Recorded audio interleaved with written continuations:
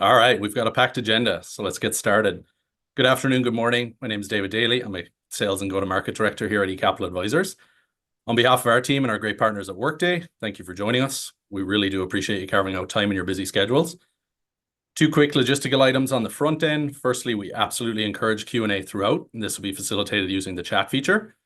Please feel free to drop questions in. The eCapital team will be monitoring and can respond in line or surface questions to presenters throughout as well. As needed, we can also ensure we get detailed follow-up responses on the back of the webinar too. Secondly, today's session will be recorded and the eCapital team will send that recording link to all registrants as soon as we have that ready to go. If not today, certainly by morning here. So for those of you who may not be familiar, I do want to introduce eCapital Advisors briefly. Founded in 2001 as a performance management consulting firm, we're headquartered in Minneapolis with teams across North America. While performance management is still the core pillar of our business today, based on market and customer demand, we have built out key practice areas focused on data and analytics and intelligent automation, and we wrap all of our offerings with advisory and transformation expertise. We do pride ourselves in our cross-team collaboration, and these capabilities enable us to continuously bring and drive best practices for our clients. As it relates to Workday, we've been a strategic partner since 2018. We work with customers in all stages of their Workday Adaptive journey. In the pre-deployment stage with evaluations and road mapping, moving into full implementations across all functions, right through to the post-go live enhancements and expansions as well. We've completed over 75 successful engagements with Workday Adaptive specifically across multiple industries and at organizations of all sizes and maturity, and hundreds more in the performance management space as a whole. I think that's a really important call out as the eCapital team brings this experience and level of depth to each and every engagement today. In a nutshell, our passion is driven by working with clients to understand where they are currently, where they're trying to take the business, and building a program and roadmap to enable that journey successfully. Jumping over here, presenting today for brief introductions will be Catherine Vo, Sam Santijarakan, Scott Wolf, and Phil Williams from the eCapital team, and we're delighted to be joined by Marilyn Sims from Workday as well.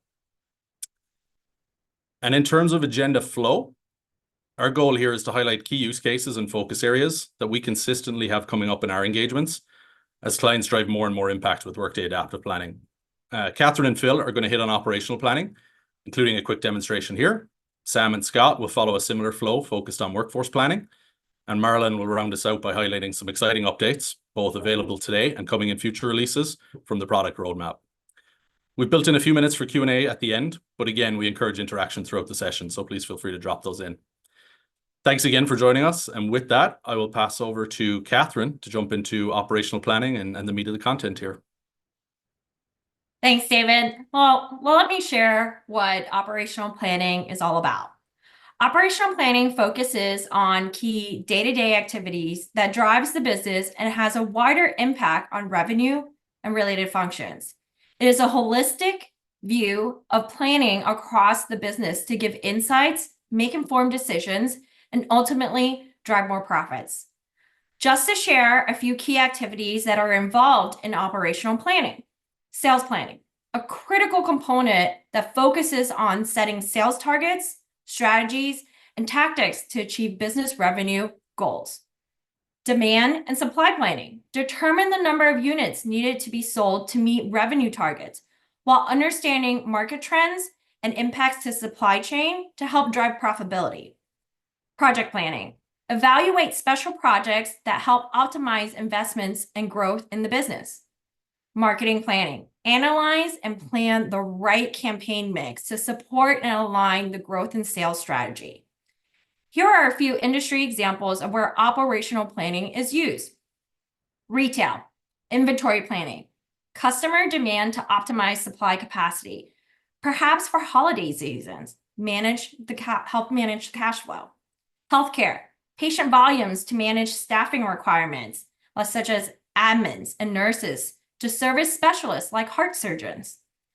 Professional services, billable hours by projects for capacity and revenue planning. Next. Financial planning and operational planning are two distinct but interconnected processes within an organization. Alignment is critical to ensure the day-to-day activities and your operational plans support the long-term financial growth. Resource allocation. Understanding operational growth strategy is supported by the financial budget and resource plans for staffing and hiring. Performance monitoring. Take operational KPIs such as volume or units to drive impacts to financial plans such as gross margin and EBITDA. Blending operational and financial planning ensures organizations can achieve short-term goals and track to meet long-term goals together. Next, a few best practices for operational planning. Identify your revenue drivers. Ensure partnership and collaboration between your operation and finance teams. Don't over-engineer with heavy customization. Start small and build visibility between your business partners. Now I hand this over to Phil Williams to demo operational planning with Workday Adaptive. Awesome. Thank you. Yeah, so I'm super excited to sort of dive into Adaptive and actually show some of these ideas in practice with what we can do with adaptive planning. So starting out here, just to sort of set the scene of what we're looking at. Right now, what we're showing is an active dashboard in adaptive planning. So this is a dashboard where we've brought in a planning sheet that you can actually enter data and plan values for right alongside key KPIs and visualizations to show how you're tracking throughout the year. And just a little bit of a description of the company that we're going to use as an example here for this portion of the demo. This is a bike manufacturing company that uses a revenue plan that's based off a price times quantity framework, and product costs are planned using a cost per unit. So the first thing that we're going to talk through is how we can leverage new functionality in Adaptive, specifically the machine learning forecaster, to forecast data. So a few reasons of why to use the machine learning forecaster could be potentially you want to generate a forecast with high level of granularity. You can see in our product revenue sheet, we're planning down to the customer level and the product level. But maybe you don't have enough time or resources to go in and select each customer to plan out which products they're buying. You want to have that granularity, but it takes a lot of time and resources to plan at that level. Another reason is potentially you've acquired a new business and don't have a fully baked forecasting process, but you want to be able to spin up some projections based on the actuals data that you brought in. And maybe you just want to sort of improve your forecasting accuracy by asking a super smart computer algorithm what they think your forecast should be, and use that to help guide you throughout the future. So it's really with the new product release coming out September 21st, this machine learning forecaster will be available for you to use. And now we'll walk through the steps of how to use it. So in the ML forecast module, you'll come in here and click New Forecast. From here, there'll be a few prompts to fill out to create this. The first one is going to be, which plan version are you wanting to populate data in? The next is going to be which sheet. So I'm going to select that sheet we were just looking at, the ML product revenue. From there, you'll select which account you want to forecast. So in our case, it's going to be this machine learning units account. And then which levels you want to populate for. So in our example, we're just going to populate for our Fort Worth plant. As you can see, you can plan for multiple levels at the same time just by selecting which ones here. The next few selections you'll need to make is which dates you're populating for plan. In our case, we're going to populate a plan for the full year. I'll select January through December. And then which actuals periods, which actuals version and which actuals periods we want to use. So we're going to use our total actuals period or our total actuals version. And then for the period with ML forecast, there's a few guidelines that you need to follow for how many actuals periods. So generally, you need 2 to 1. So, or sorry, 3 to 2. So if you're forecasting for 2 years of data, you need to have at least 3 years of plan. Sorry, 3 years of actuals data. And so I'm going to select 2020, 2021, and 2022. And then with the initial release, there's two algorithms that you can choose from. The first is going to be the NBEATS algorithm, which is a deep learning model trained on public data sets that sort of utilizes general knowledge about historical time periods. So this is going to be sort of the general algorithm. But if you want an algorithm with a little bit more customizability, you may want to use the profit algorithm, which gives you the option to add uh, seasonality. So you can either have yearly, biannually, or quarterly. We'll choose yearly. And then also the profit algorithm lets you include a lever sheet. So if your financial data is closely associated with outside data that you may want to incorporate, for example, marketing campaigns or even weather data is a common one, or potentially some broader metrics like a CPI or a GDP or interest rates. We can import that data into Adaptive and actually use it as a lever sheet to help drive that forecast. So once you have all these filled out, all you need to do is hit create, and that will populate the accounts in that sheet. So that's ML Forecaster. So you can see here, this account is open for data entry, so we're able to import data there. And the next thing of this demo I'd like to talk about is demand planning. So our second step in this process tracker, we have a dashboard set up to forecast inventory and variable workforce. So in this first sheet, we're looking at sort of our inventory trend. And you can see we have visualizations that show our beginning inventory balance in addition to purchases we've made throughout the year. And we have, again, a sheet in this active dashboard where you can plan. So we've set up this dashboard with a visualization that shows whether or not we run into a shortage throughout the year. And you can see tracking on this visualization in April, based on the units that we have projected to be sold, we have a shortage that looks like it's coming up. So in our plan, we would want to forecast an additional purchase that we need to make of inventory, specifically in April, the first month that we're running into a shortage. So we can do that from the dashboard here.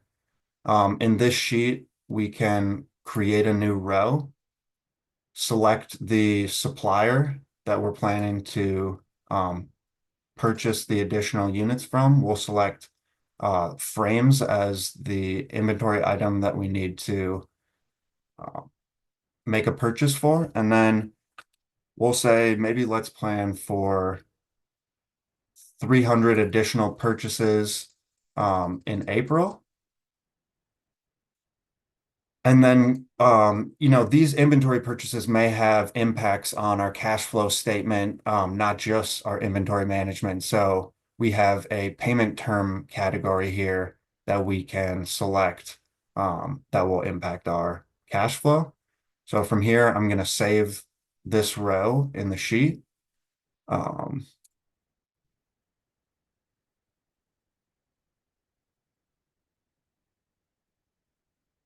And then we'll be able to see our trend update dynamically right after we've made that. And you can see that we're no longer tracking to have a shortage in April. Next, for variable workforce, we have a model built where we can track what the hours needed to produce each unit. So you can see we have the units projected to be sold. We have assumptions here for each employee type, how many hours are needed to manufacture each unit. So that will multiply with our hours needed, or to give us sort of a full FTE needed for that month. So the real benefit, a huge benefit of demand planning is that you can, it allows you to do real strategic scenario planning. So instead of just saying, well, let's, plan for a scenario where our revenue is 5% higher. Well, we can maybe say, let's plan for a scenario where we have manufacturing efficiencies that can drive down the number of hours needed to produce each unit, and see how that impacts our wage costs and our FTEs needed. So let's say, maybe we're planning for some improvements in our assembly line that will only require maybe an hour and a half per unit. We can adjust that here. I'll right click to carry this forward through the plan, and then save this sheet.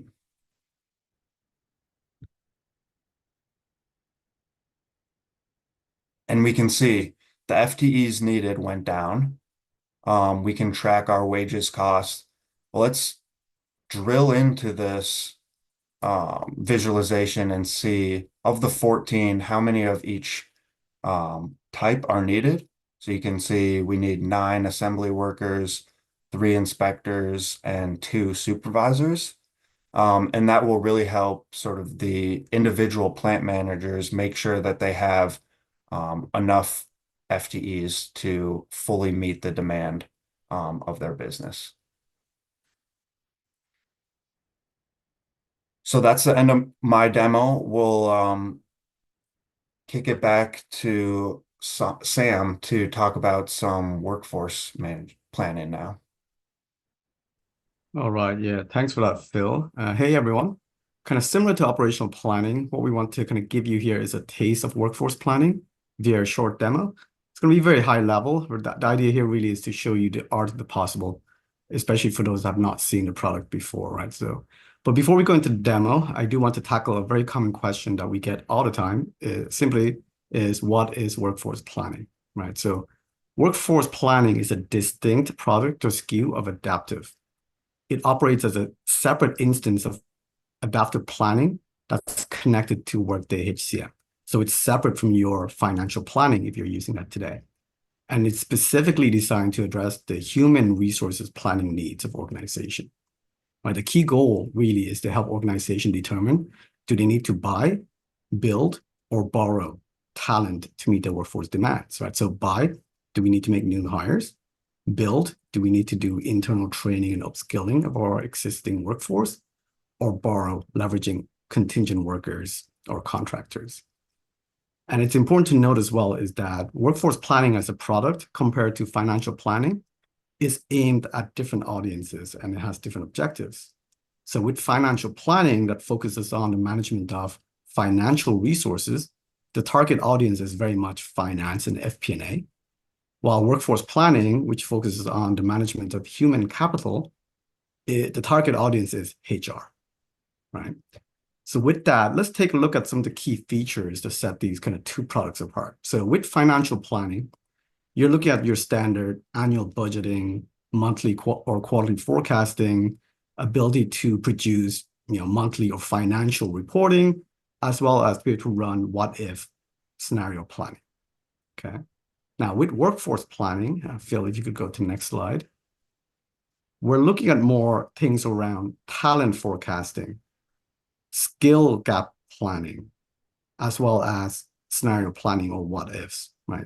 The key theme you're seeing here is that we're going above and beyond the traditional, what we consider head count and compensation planning, and we're going to that next level of skills-based planning. So this is where we're using the predictive capabilities of adaptive planning, combining it with the rich worker data that are being tracked today in Workday HCM to drive the planning process, right? So this is giving you capabilities that you may not have in the past, right? Be able to do more and more granular analysis. Now, with that, I'm going to share a kind of real life example of customers that I've worked with that have used workforce planning and how they've used it. So I worked with a financial services institution, they're a regional banking organization, and they needed a tool to essentially support their expansion, right? Ability to kind of plan their workforce to support that initiative. And they needed the ability to essentially predict not just FTE and position and role for each branch, but also the right mix of skill sets as well. So what we did here was we built workforce planning where we take headcount and job and skills data from Workday HCM. So the skills, one of the key ones was the ability to speak Spanish, right? Because they were in a region of the country where that's very relevant for their clientele. We took time data from Workday time tracking. So that's hours worked, right? Overtime work, PTO taken, leave taken. And then we also took operational data from a third-party system that has the number of transactions per branch, the different tasks that's involved in jobs, so like difference between teller tasks versus transactional tasks. And we brought all of this data into Adaptive and developed models where they're now able to plan for branch openings and ensuring the right mix of employee skills, roles, as well as the ability to reallocate workers between different geographical branches because they have a mix of all that rich data and the ability to do predictions and plan into future. So with that, I'm going to pass this on to Scott to run through our brief demo here of workforce planning. Yeah, thanks, Sam. All right, so the agenda for our workforce planning demonstration today is going to focus on a bottoms-up workforce plan that will start with a baseline, show us kind of where we're at today. We'll take a look at our current workforce. We'll make a change to our current workforce. We'll then shift into our open positions and make an update there, and then be able to see the impact of those changes across a what-if scenario. We'll take a look at headcount reconciliation, and then we'll close with publishing open positions to HCM and the functionality that exists between Workday Adaptive Planning and HCM. So with that, I'll go ahead and share my screen here. And before we jump directly into the demo, just want to set the scene a little bit on what bottoms-up planning is and how that may differentiate from some of the other types of workforce planning that have been mentioned on the call so far today. So we talked a little bit about variable workforce planning in Phil's demonstration, planning based on maybe hours and capacity. We've also got strategic workforce planning that may be a little bit higher level, aligning with certain KPIs or metrics, strategic initiatives that the business may have. And that can be done at a little bit higher level. For the purpose of today's demonstration, we'll focus on bottoms up workforce planning. So planning at the individual employee level and building up that plan from that level. The way HR and finance typically do workforce planning is going to be a little bit different. And that's where having a tool like HCM and Workday Adaptive Planning can kind of create that cohesive process across your business and provide a ton of efficiencies. Most companies, when they do workforce planning, do some sort of exercise that involves kind of where do we want to go? What does our current workforce look like? And then where are the gaps? For HR, that may be more focused on skill sets, development type of activities. And for finance, that may be more aligned to strategic initiatives, KPIs, capacity, etc. So having a tool like HCM with Workday Adaptive Planning can help to kind of fill in those gaps. And I know Sam mentioned things like build, hire, borrow as ways to fill in those gaps. So what we'll walk through here today in the demonstration will show a little bit of that ability. So like Phil showed, we are in an active dashboard here in Workday Adaptive Planning, which essentially means we can blend those visualizations as well as input screens within one place in the tool to give a user kind of a step-by-step process to work through their planning all in one place. You can see we're on a bottoms-up headcount a dashboard here. And we're on the baseline tab here. So this is telling us where we're at before we get started with kind of that what if scenario analysis that we'll work through here. You can see at the top here, we have total approved. So what's been filled versus what's open in terms of positions across the organization. In the bottom left here, we'll see a little bit of a summary on what those numbers are between filled, open, what the changes are, and then give us our total workforce, as well as a by worker breakdown of the cost of the workforce here to the right, with salaries, benefits, and taxes broken out here in the pie chart at the bottom. The powerful piece of these active dashboards are that they are drillable. So as I want to see the breakdown here a little bit further on our salaries, I can click on salaries and I can see the different dimensionality that I can drill into related to that salary information. So if I want to drill in on this specific salaries percentage and see maybe by job profile what's making up that total of salaries, I can see here's the breakdown of salaries across my different job profiles. And if I want to go a level deeper maybe and see who's making up the total for that specific job profile, I can drill even further and see which workers are making up those totals. So self-service all in one place, drilling in and answering those questions on the fly rather than having to go to multiple different places to answer my question. So that gives us our baseline for our workforce plan here. The next spot I'm going to go is to our current workers, and this is where our bottoms up workforce planning sheet sits. So if I pop open the planning sheet here in the center, we can see all of the information and fields related to our workforce by employee. At the bottom here, we'll see some similar charts to what we saw on the baseline roster, showing us the breakdown of our cost of workforce, what's been approved, and maybe where those gaps are. So I'm going to go ahead and I'm going to open up our current workforce.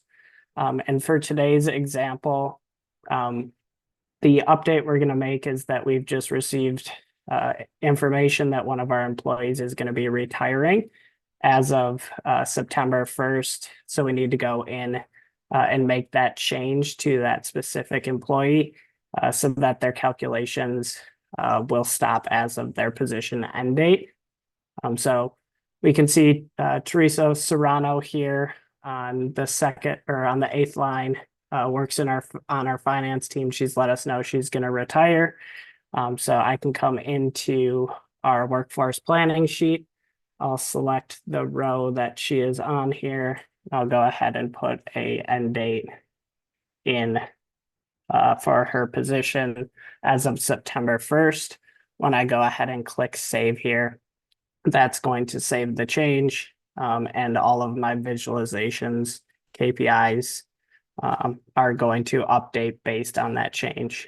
So when I now scroll down to those visualizations at the bottom of my page, I'll see my total workforce number has gone down. My headcount changes went from 5 to 6, and my cost of workforce has decreased as of this retirement date of 9/1/2023. If I flip to my what if analysis tab here, I'll also see these charts and visualizations update and the impact of that specific change I just made. So we can see at the top here, our headcount went down by 1 from 597 to 596.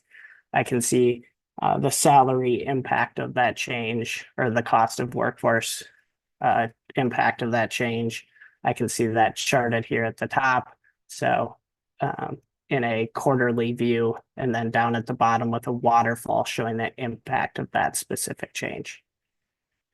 With that individual retiring, we now need to add an open position for that specific role. And doing this with Workday Adaptive Planning and having Workday HCM creates a ton of efficiencies as well. And I'll show a few screenshots of how this process works if you do own both tools. For the purpose of the demonstration here, we're going to go ahead and we're just going to filter down this list of open positions to finance.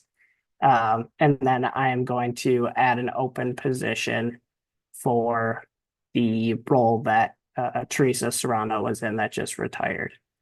So I'll go ahead and filter this to our finance department.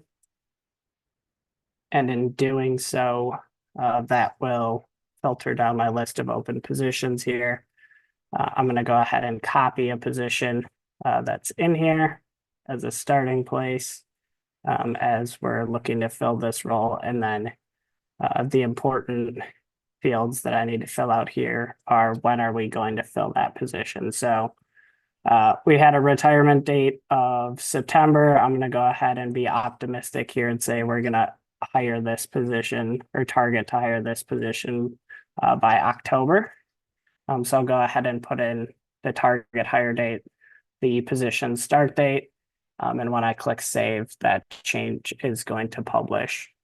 Now with the combination of HCM and Workday Adaptive Planning, I would also have the ability to click on an icon that would push that change back to HCM and create the open rec in HCM as well. And I'll show a few screenshots of how that works in just a moment here.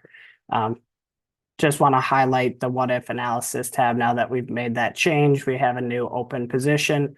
We can see that headcount change is going to go back up to 597. We can see the cost of workforce change again.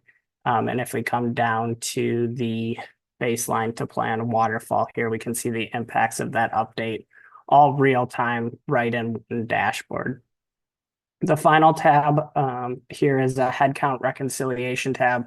This will show from our baseline to our current forecast what the impact of some of those changes that are highlighted here at the bottom are impacting, whether that's moving people based on promotions, transfers in and out of different divisions, terminations, early start dates, late start dates based on those open positions. All of that headcount reconciliation activity is captured here in a summary dashboard, and again, can see the impact of all of those different activities in a waterfall out to the right. So with that, I'm going to go ahead and flip back to our PowerPoint slide here to highlight what I mentioned with HCM and adaptive planning in a combination. I'll zoom in just a little bit here. You can see the icon here on the PowerPoint slide allows me to publish those open positions from my workforce planning module back to HCM. That's going to kick off a workforce action that will ask me if I want to create those positions in HCM.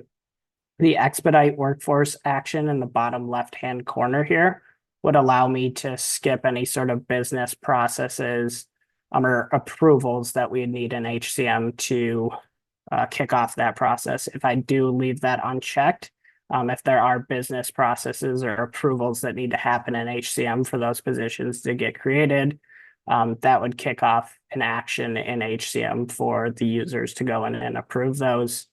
Once I click publish, then I can run reports in HCM that will allow me to see what sort of positions were created. It's going to give that job rec and ID, and your positions are then matching between the two systems. So a ton of efficiency you can gain from using both Workday Adaptive Planning in combination with HCM.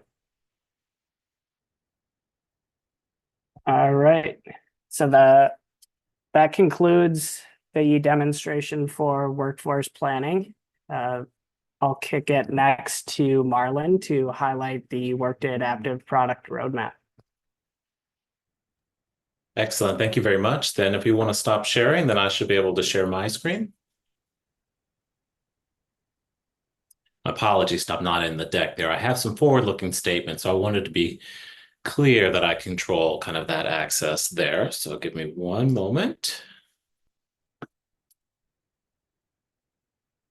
Okay, and you should be seeing my PowerPoint slides now. Yep, we got you here. Okay, excellent. Thank you very much. I'm not going to spend much time on a demo moment here, and I think we have a little bit more than 15 minutes, but I'll set myself a timer. I'm Marlon Sims. I've been with the organization for 12 years. I'm based out of San Francisco. I was a customer using the solution before joining the implementation team. I'm now part of the product team, and today I wanted to kind of go over what we're working on, what new exciting features that are available to you today, and kind of build upon the demo that we just saw. I will be making some forward-looking statements, and I have screenshots of things that may or may not end up or deploy differently. So just a safe harbor applies to all of my content today. But I wanted to back up before getting into features in the roadmap. What's our philosophy exactly? What influences how and where we invest and how our team operates? And so we build features that align to themes, not just building features to meet certain use cases. We want to build themes and build upon that. So what we have and what features that we deliver usually fall in one of these buckets, right? Agile. We want to provide solutions that make it easy to get in, get out, and spend time on the value-added tasks and activities on there, less time data crunching. Connected and collaborative. So everybody plans. We've seen various flavors: sales revenue, sales planning, revenue planning, operational planning, demand planning, workforce planning, financial planning. Everybody plans, and plans are better when they are connected. And that theme is incredibly important. I've switched to a Mac, and I've switched to using Google Workspace, largely because that software is so collaborative and so powerful being collaborative. We're looking to introduce more of those spirits that bring teams together across your entire enterprise. Our solution needs to be intelligent and scalable. So each feature will be perf tested on there. We have a underlying patented technology, Elastic Hypercube technology, which improves and optimizes performance. Think of a Rubik's Cube. Instead of refreshing the entire data set, the entire cube, only just refresh the cube face that's facing me. I don't have to recalculate what is needed. For example, we're building features that are using AI and ML, and we'll start to use an icon for AI called a sparkle. So you may see those coming down the line. So with that, we'll jump right into what are some of those features. And so this is kind of a big picture here. Again, safe harbor, now, next, future, 2024 R1. We do 2 releases a year, March and September are typically when those are. So 2024 R1 was in March, and we are rushing right now and testing for 24 R2, which is going to be released in September. Okay, so I have 3 slides of these here. So I'll kind of maybe cherry pick with some of these on there. But with the green, what has been delivered now and available to our customers today?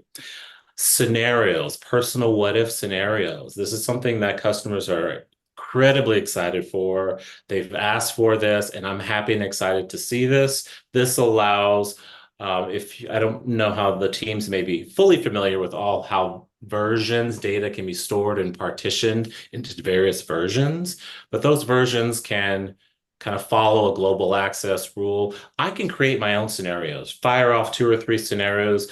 I like the results, and I can kind of publish them as my plan. We're going to continue to build upon that. So as I go from left to right, shareable what ifs is what we're working on now. Being able to, let's say if Catherine and I are on the same team, I may run my 3 scenarios on there, choose scenario 2. I can share that with Catherine. She can add, approve, and really kind of add to that and collaborate. Again, that connected and collaborative, and these are things that make you more agile and quicker. And then what's next is something that could be approvable or stackable. Really kind of I can build upon each of the scenarios and kind of push growing scenarios like an approval or process chain. So again, safe harbor, but providing functionality around scenario-based. Report scheduling, being able to send out and schedule reports. And what we'll continue to build upon with that is being able to burst out, blast it to certain people. I can schedule, I can send attachments, reports as an attachment. All of that is some of the work that we're going to continue to work on. Creating validation rules on sheets. We now allow model sheets to be able to create rules. I can't enter between a certain range. Users can control data that's entered on the sheets. More ways of being collaborative and being more informed. Having a dashboard. A lot of the demos that Scott and Philip were showing really kind of started out with dashboards, for example. But that type of view, being able to see the health of my instance or my model, which sheets are being used, how often are they being used. I can make decisions. Maybe it's too hard to use, or it's too hard to find, or maybe it needs to be reinvented. Being able to look and drive value within the organization. And predictive forecaster that we saw, we're in limited availability right now. We're going to go GA in September. We're going to continue to expand upon that. I'd answered it in QA. You'll see a visual indication. There'll be a dashboard of statuses, when it was submitted, when it was published, if it was rejected. But those will be available to you. And that is us building upon our AI and ML. We started out with identifying on the sheets, maybe anomaly detection, or maybe what's an outlier, just indicating those. Now we'll be able to generate those forecasts, which we saw. And then we'll continue to build upon that to more expanded and enhanced features on there. We offer various ways of reporting, web-based reports, but then OC here is Office Connect. We have a plugin with Microsoft Workspace or Microsoft applications. And so we're able to generate reports today in Office Connect, pulling in adaptive planning data. And I can view and create my reports, add my own logos, create very rich, enhanced reports on there. But what we're working on is to be able to publish right back. And I think that will change a lot of behavior. Some users may stay in Office Connect. If I'm able to push my plans back into my base model, I can get in, I can get out, and I didn't have to get into the application. So let's see here. I'll move forward here. We'll now be able to lock our versions if you've used it. We haven't had a true version lock of actuals. Now I can choose to partition my data and it won't change. Dimensions, metric accounts, all of that will not be reevaluating. If anything changes within those calculations that were built in, they'll be read-only on there. Okay. Expanding upon, I mentioned the Google Workspace on there. I'm personally quite excited about that, but being able to create reports, be able to generate slides with that data. We're also going to start introducing conversational planning. We're taking AI and ML to the next level, being able to type my questions. What SKUs are top selling in Australia? What materials are needed for product B, and what are the lowest cost sources for those? It generates me results, provides recommendations in a conversational path. We're going to start with that likely in our Google Workspace. That's where the collaboration and this intelligence will really come to play on there. We'll continue to build upon our workflow enhancements, more modern and refreshed UI experience on there. Again, collaboration is core of mine and top of mind here. And form-based data entry. Certain industries may prefer, and that is their history and their legacy, is instead of kind of sheets or database, they're thinking in forms. And so we're going to be introducing more of that to the FP&A organization. There's things like healthcare, and some insurers may want form-based budgets for data entry instead of kind of sheets and financial statements types of layouts on there. Also supporting multi-dimensional planning. That is for manufacturers, those that are heavily dimensionalized, being able to have plan on dimensions instead of kind of planning on levels with dimensions that relate to those levels. Enterprise hierarchies, being able, or also maybe known as kind of alternate hierarchies, if you will, being able to have a specific version and time-specific hierarchy. So effective dating of your hierarchies. I can take the same period and look in your organization given different views. Workday acquired Adaptive Planning in 2019, something like that. We could take that day before acquisition, the same time period. That concept, bring in enterprise hierarchies. Okay, those are some of the ones I wanted to call out there. We also kind of have teams broken out with workforce planning investments and financial planning investments. And these will benefit the customers that have connections to HCM, connections to financial management. And Scott kind of walked through some of those, even back to the publishing. That was one of the questions that I had answered, was about what are some additional enhancements that you get if you are connected to that. These are some of the things that you get when things are connected: creating the job recs, having a shared security model, and really having drill throughs into recs, in deployee details. That is the unified experience, the uniform, no compromise solution that we provide with connections. But we were born and raised with labor planning, workforce planning. Adaptive planning supports workforce plans. Those that are connected to HCM get more. Some of those being, we did see a lot of the end-to-end kind of early adopters, what we have here. But what I'm excited about is, we hit on this a little bit. Workday Core HCM was built from the ground up with AI and ML with their Skills Cloud module. And so we want to expand upon that. We're starting to investigate, what does that look like for planning?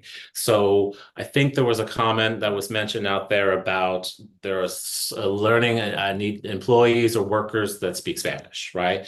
Right now we can identify those workers with these skills, but more about where and how, which regions have the best resources or have the best supply of workers who speak Spanish.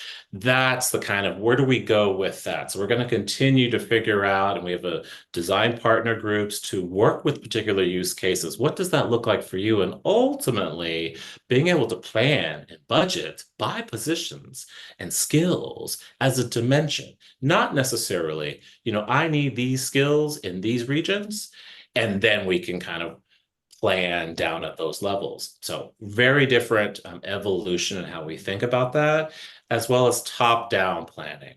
I can think in supervisory org, in region, and then marry up my tops-down versus my bottoms-up plan on there. Okay.